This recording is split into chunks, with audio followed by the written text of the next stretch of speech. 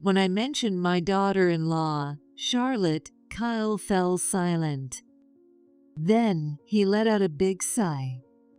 Charlotte didn't pick up the phone. And she hasn't been to your house, right? Well, but she does send me $10 every month. I use it to buy snacks for the caregiver. When I said that, Kyle burst out laughing. Come on, Mom. You gotta be kidding me. Why was Kyle laughing? What do you mean, kidding? The amount is way off. I told Charlotte to send $1,000 every month. $1,000? Hold on a second. I couldn't believe what Kyle was saying, so I rushed to grab my bank statement. I checked the amount, and sure enough, it was only $10 a month. It really is $10 a month. That's what I thought it was supposed to be. On the other end of the phone, Kyle was clearly shaken. I could hear him muttering something to himself. Sorry, I need to think about this. I'll call you back. Can you send me a photo of that bank statement? I just want to double check. Got it, I'll send it right away. All right, talk later. With that, he hung up. I had no idea what was going on, but something about it didn't sit right with me. I went ahead and took a picture of the bank statement and sent it to Kyle. Not long after, Kyle called me back right away. Mom, I'm sorry. I'll be coming home next month, so I'll give you the money in person. I've already talked to Charlotte about it. I'm happy you're coming back, but what's going on? I want to explain, but I just can't right now. Just wait for now, okay? There's nothing to worry about. With that, Kyle abruptly hung up. My name is Angela. Right now, I'm sitting in front of a picture praying. In the framed photo before me, my husband is smiling. How many decades have passed since he left us? I've grown old, but in that picture, he remains forever young, smiling as always. Beside me, praying, is my son, Kyle. I raised him all on my own. My life was never easy, and with my busy work schedule, he must have felt lonely at times. Even so, Kyle always took the initiative. He made lunch for both of us, helped with cleaning and laundry, and did whatever he could around the house. Because of that, I was able to focus on my work. Kyle, congratulations on graduating from college. Mom, I should be the one thanking you for raising me all these years. I'll work hard from now on, so you can take a break.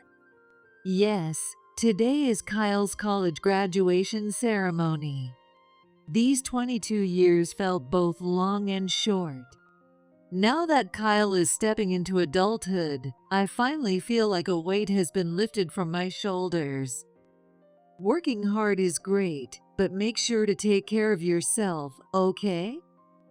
Ever since Kyle started working, I found myself feeling a bit bored. I had already retired from my job, and since I had always been a workaholic, I didn't really have any friends. Staying home all the time wasn't good for my health, and more than anything, I was worried about my finances for the future. So I decided to take on a part-time job. That's how Kyle and I each started our new lives. A few years passed, and then one day, Mom, you don't have any plans next Sunday, right? Not really. Do you need me to do something? Kyle scratched his head, his face turning a little red. Actually, there's someone I want you to meet. Sorry for the short notice, but can you?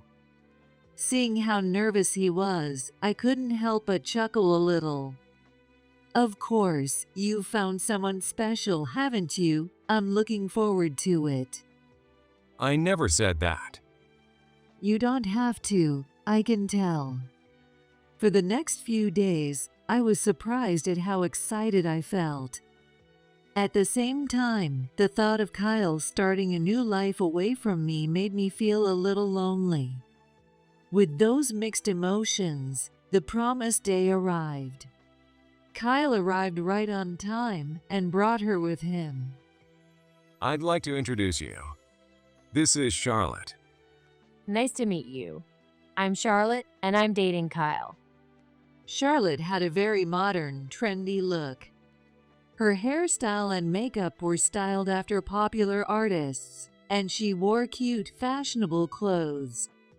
At first glance, she seemed a bit flashy and carefree. But since Kyle had always been the quiet type, I figured someone as lively and cheerful as Charlotte might be a good match for him. And in reality, she wasn't shy around me at all. She excitedly showed me her phone screen and passionately talked about her favorite artists. Once we all felt completely comfortable, Kyle turned to me and said, "I'm planning to marry Charlotte." I had no reason to object. Before long, Kyle and Charlotte got married and moved into their new home, just 15 minutes away from mine. I had assumed I would be living alone from then on. But one day, Charlotte suddenly came to my house and said, "Please teach me how to cook." Even if you ask me all of a sudden, I'm not that great at it myself. But you're still way better than me. I have no idea where to even start. Kyle is always busy, so I really want to learn how to cook on my own. Charlotte's big eyes welled up with tears as she clenched her hands together, pleading with me. Honestly, I was busy with my part-time job, but seeing how much my daughter-in-law was relying on me, I couldn't just turn her away. "All right, I'll teach you everything I can." Thank you so much. Charlotte's eyes lit up with excitement. From then on, I started teaching her how to cook at her house. I showed her how to pick out good ingredients at the grocery store, how to shop smart and save money, and how to plan meals efficiently. To make sure I wasn't teaching her anything wrong, I even studied cookbooks in advance. It reminded me of when Kyle was little, standing in the kitchen beside me, and I couldn't help but smile. It felt like I had gained a daughter, and my days became lively and full of joy. But those happy days didn't last long. At first, Charlotte seemed eager to learn. She took notes on everything I said, and even recorded videos on her phone when the cooking steps got too complicated. But after about a month, Charlotte seemed to lose interest, and she stopped taking notes and just stood there, staring blankly. Even when I carefully explained things to her, she would only give half-hearted responses. Worse yet, while I was cooking, she would pull out her phone and say, "My favorite artist is doing a live stream," then just stare at the screen. Normally, I might have scolded her for that kind of behavior. But around that time, I was exhausted, not only from my busy part-time job, but also from studying cooking, something I normally never did, so I didn't even have the energy to scold her. In the end, I found myself responsible for both my own household chores and making meals for Kyle and Charlotte. Still, I never complained and kept cooking. I told myself this was my way of making up for all the years I spent focused on work, unable to do much for Kyle. But sadly, I was older than I thought. As the busy days went by, my body slowly stopped keeping up with me. Then one day, while working as usual, I was suddenly hit by a wave of intense dizziness. My coworkers called out to me, but before I could respond, I collapsed right there. I could faintly hear people shouting, "Call an ambulance!" As their voices faded into the distance, my vision went completely black. How many days had passed? When I opened my eyes, the first thing I saw was an unfamiliar ceiling. My mind felt foggy as I tried to think. I was lying in a hospital bed, tubes running all over my body. What on earth had happened to me? When I moved my eyes slightly, I saw Kyle sitting in a chair beside me, breathing softly in his sleep. Seeing Kyle there gave me a small sense of relief, but as I tried to call out to him, I was hit with a shock.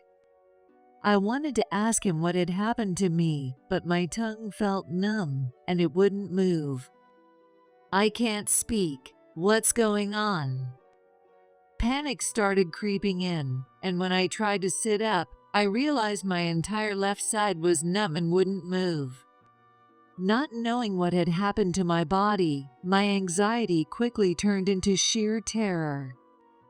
Kyle, help me. As I struggled desperately with my unresponsive body and numb tongue, Kyle finally woke up.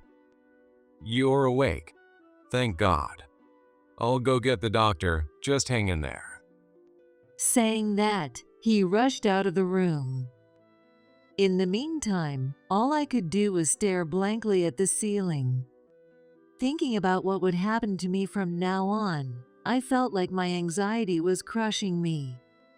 Kyle quickly returned with the doctor. The doctor, an older man with a kind expression, made me feel a little more at ease. I'm relieved to see you've regained consciousness. I tried to sit up again, but before I could, the doctor gently raised his hand to stop me. Please don't push yourself. I need you to stay calm and listen carefully. Based on the test results, Angela, you've had a stroke. A stroke. I couldn't process what he was saying right away, but slowly, a sense of despair began to take over me. That being said, the fact that you collapsed at work was a small stroke of luck. They were able to give you emergency treatment immediately, so it didn't become life-threatening. But my body. I struggled to move my numb tongue, forcing out my words. Hearing how unrecognizable my voice had become, Kyle stood behind the doctor, silently shedding tears.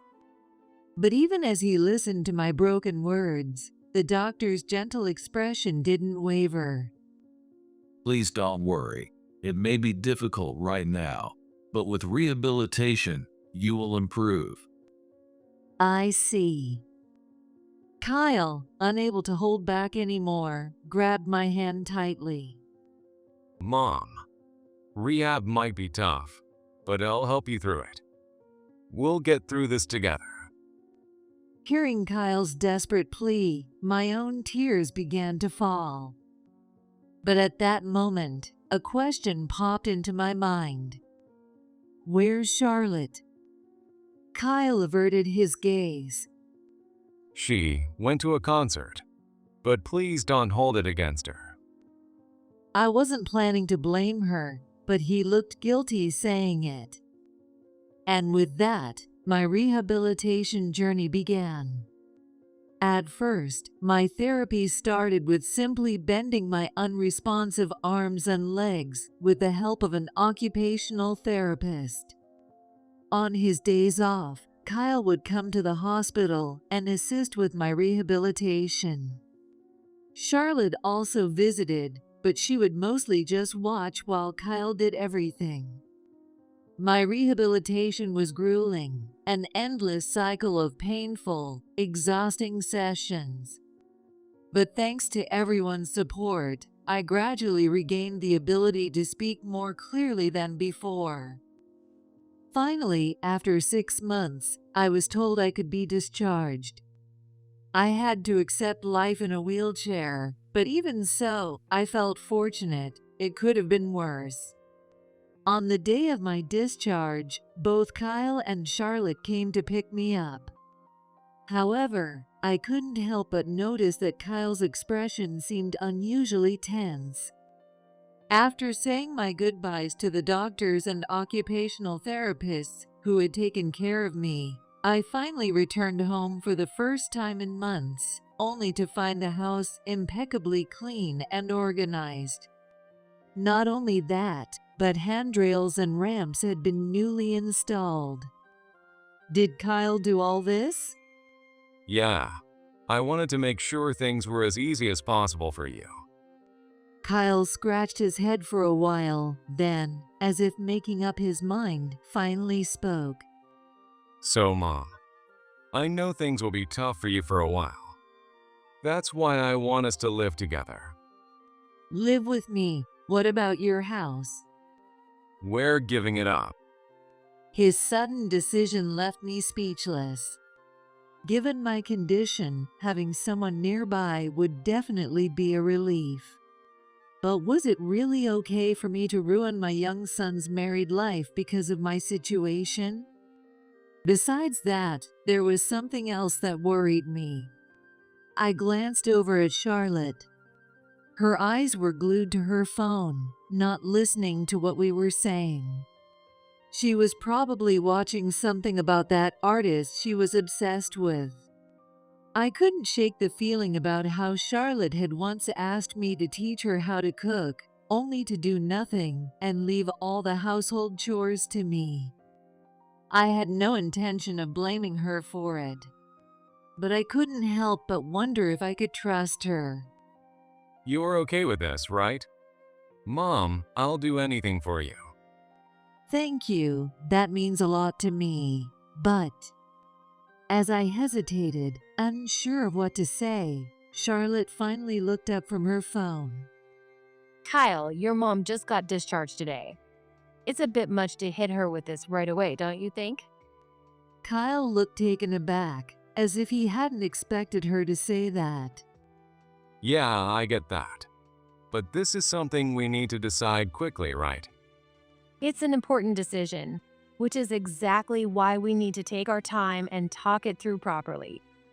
You can't just make plans without involving her. Charlotte was sharper than I had given her credit for. Even so, Kyle wasn't willing to back down from his decision. Listen, my dad is gone, and we don't have any relatives we can rely on. Who else is going to take care of Mom? Their argument grew more intense, and I found myself unable to step in. I wanted someone by my side, but I didn't want to be a burden. That contradiction weighed heavily on me. You say you'll take care of her, but aren't you about to leave for an overseas business trip?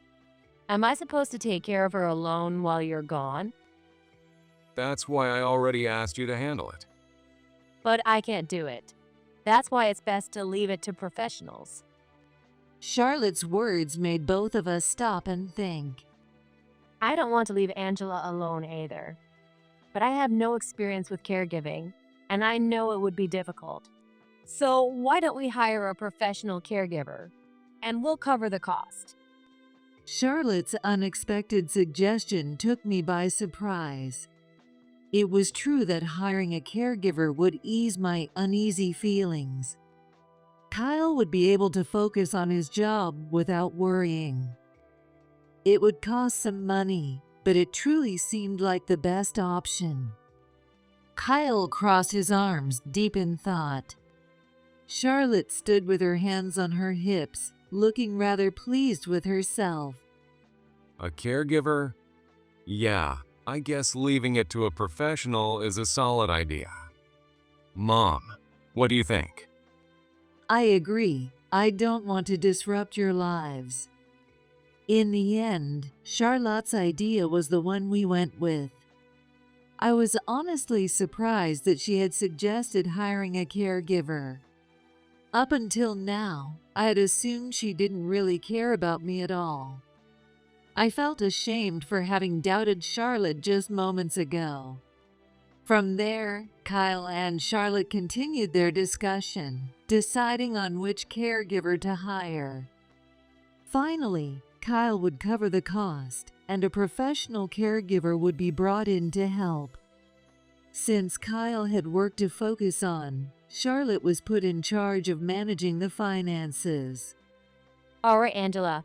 I'll personally make sure the payments are handled responsibly. Charlotte curled her lips into a smile. Just as Kyle had said, he soon left for his long-term overseas assignment. Charlotte kept her promise and deposited money into my account for the caregiver. However, the amount was only $10, a very small sum. Still, no matter how little it was, I was in no position to earn money myself anymore. Besides, I had my savings from years of working, along with my insurance, so it wasn't a problem. More than anything, I appreciated the thoughtfulness behind even a small contribution. So, I decided to use that money to buy small thank you treats for my caregiver. And the caregiver who came to my house was truly wonderful. She was always attentive to my condition and willingly helped me with my rehabilitation. Charlotte never came to my house, but with the caregiver taking care of me, I never felt lonely. Plus, since the caregiver was close to my age, we got along as if we had known each other for years. When she realized my daughter-in-law never visited, she even started stopping by outside of work just to check in on me. But no matter how close we became, she never crossed any professional boundaries. That sense of balance only made me trust her more. At first, I was overwhelmed by my physical limitations, but over time, I had completely adjusted. In fact, thanks to my caregiver, my days were even more enjoyable than before.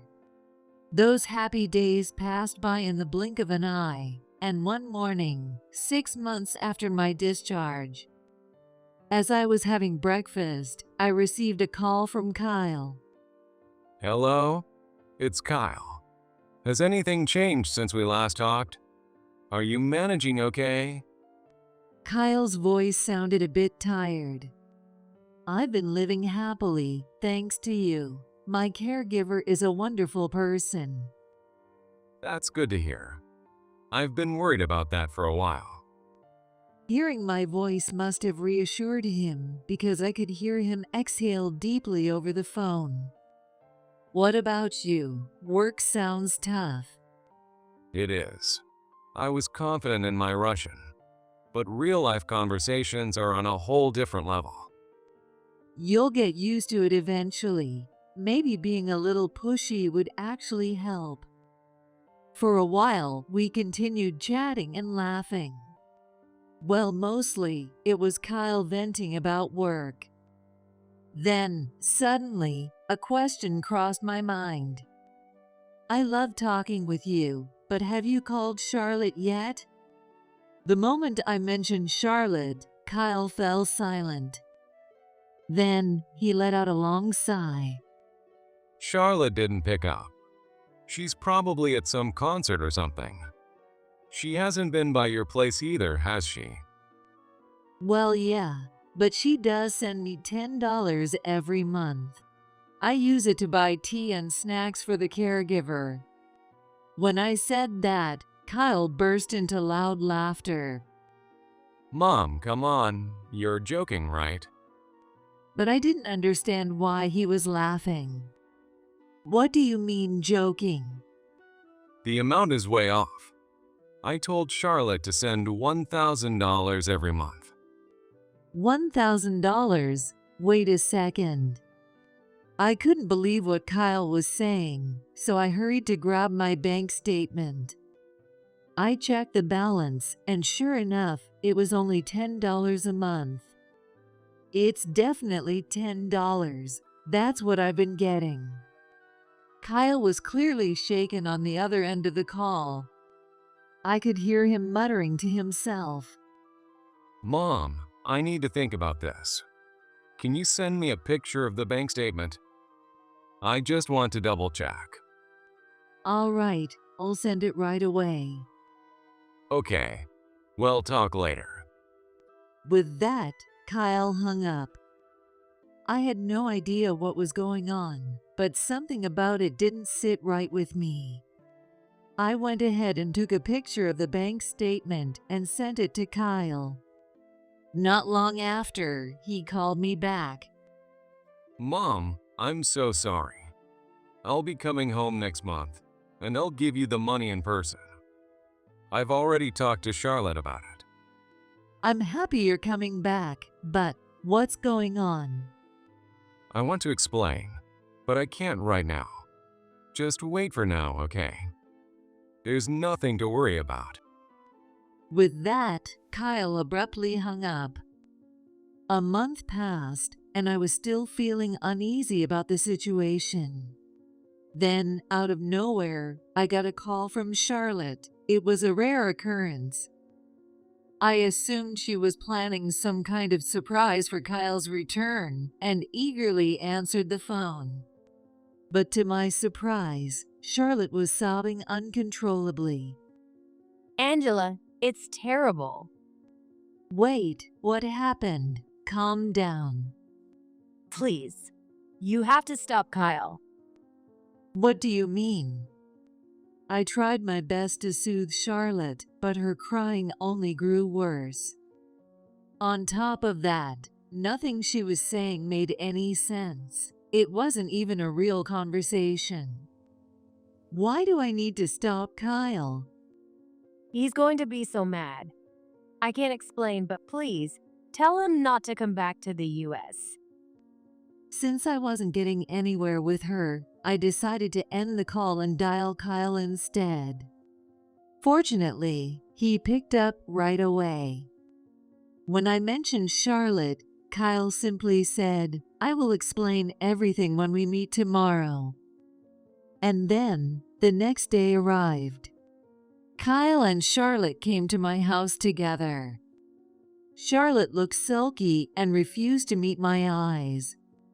But as soon as we reached the living room, Kyle told her to apologize. Though clearly unhappy about it, Charlotte lowered her head in front of me. Angela, I'm truly sorry. Then, without hesitation, Kyle began explaining everything. I originally told Charlotte to give you the money in person, both to help with your expenses and to check in on you. That's why I transferred an extra $1,000 into our household account every month. Right, Charlotte? That's correct. She responded, still keeping her head down. But in reality, instead of handing over the $1,000, she only deposited $10 into your account. So, Charlotte, where did the rest of that money go? I spent it on concert tours. Concerts cost that much? Well, I wanted to follow the entire national tour, and my sister Melanie wanted to come too, so it added up. Charlotte showed no sign of guilt, and she just pouted like a child caught misbehaving. You didn't just go to concerts. You splurged on luxury hotels at every stop, didn't you? At Kyle's words, Charlotte shot him a glare. So what? I have the right to travel too. Shut up. If that's what you wanted, you should have just been honest. You spent the money that was meant for Mom's caregiver. What would you have done if something had happened to her? Charlotte didn't respond. She just lowered her head again. So Charlotte, you had no idea Kyle was coming back to the US? Of course not. I came back so suddenly, so she was caught completely off guard. That's right. Kyle hadn't told Charlotte he was returning. Not only had Kyle suddenly returned to the US, but he also told Charlotte, "This time, I'm handing over the money in person." That sent Charlotte into a panic. Because by then, there was no money left in the account to cover her credit card payments. Desperate, Charlotte tried to steal the $1,000 from Kyle's bag when he wasn't looking. But even that was part of Kyle's trap. He had secretly recorded the entire thing. With that video, along with the photo of my bank statement, Charlotte had no choice but to confess everything. As Kyle recounted Charlotte's wrongdoing, I could see tears forming in his eyes. It was understandable that he had been betrayed by someone he trusted. Seeing that, I couldn't help but feel heartbroken as well. But Charlotte remained sullen, her expression unchanged. She kept glancing at the clock, as if impatient for this to be over. Kyle finally lost his temper. Charlotte, what's with that attitude? You did all of this. Don't you feel even a little sorry for my mom? Charlotte let out a loud, annoyed sigh. Oh, just give it a rest already. You're so damn annoying.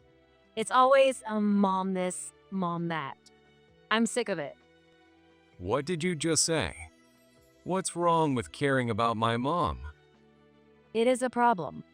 We got married and all you ever talked about was your mom. You never paid any attention to me.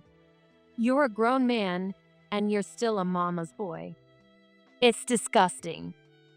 Kyle's face turned bright red. He looked like he was about to snap, so I quickly stepped in. That's enough. Both of you stop it.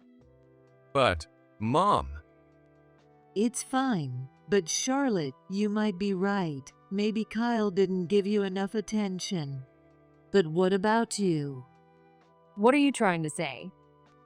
Aren't you the one who's been obsessing over some artist like a teenager? You were always glued to your phone. What about that? Charlotte's expression faltered. What the hell? That makes no sense. Whatever. You two can enjoy your little happy life together. With those parting words, Charlotte stormed out of the house as if she were fleeing. Kyle didn't chase after her this time. Mom, I'm really sorry. Don't worry about it. A lot of good things came out of this too. Kyle and I looked at each other and couldn't help but burst into laughter. That day, Kyle stayed with me. It had been years since we had spent time together like that. Even though I now lived in a wheelchair, I was able to enjoy the same happiness as before. And that was enough for me. However, this incident ultimately led to Kyle and Charlotte getting divorced. I had encouraged them to reconcile, but then an even bigger problem came to light. The amount Charlotte had spent following her favorite artist was far greater than what was missing from my caregiver funds.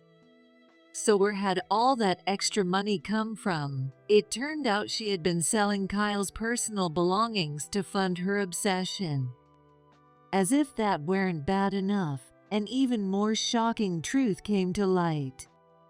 Charlotte's sister, Melanie, had also gone through a divorce in the past, using the exact same scheme. She had been ordered to pay alimony, but instead of using her own money, she had secretly withdrawn it from Kyle's account.